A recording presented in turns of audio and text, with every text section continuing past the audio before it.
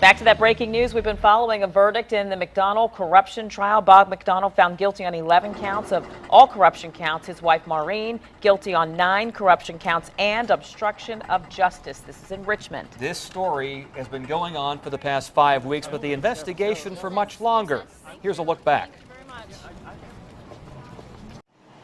In February of last year, authorities interviewed then First Lady Maureen McDonnell over checks of $50,000 and $15,000 from Johnny Williams. The following July, then Governor McDonnell assembles a legal defense team. 2 weeks later, McDonnell says he's returning several gifts from Williams, including a $6,500 Rolex watch he says his wife gave him as a gift. In January of this year, a federal grand jury indicts now former Governor McDonnell and his wife on 14 charges. McDonnell calls it unjust overreach by federal prosecutors, and the couple pleads not guilty. In March, the couple asks a federal judge for separate trials. That request is denied. July 28th, trial begins with jury selection. The next day, testimony starts, focusing on details of the McDonnell marriage and Maureen McDonnell's crush on Johnny Williams.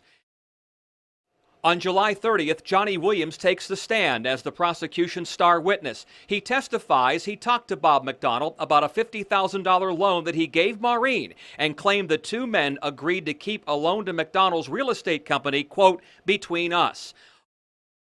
August 7th, Virginia's health secretary testified that he was skeptical of the medical claims made by Johnny Williams about his tobacco-based dietary supplement Anatablock, but that he met with Williams because then Governor McDonnell asked him to. August 20th, Bob McDonnell takes the stand in his own defense and testifies about his troubled marriage, saying he and his wife Maureen were barely speaking. This coincided with defense strategy to show the marriage was so broken it was impossible for them to conspire on corruption alleged by prosecutors.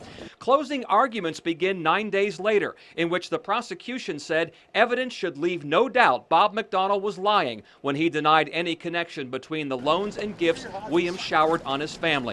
McDonnell's defense pointed out the biggest hole in the prosecution's case, with Henry Asbill telling the jury, quote, Johnny didn't get anything.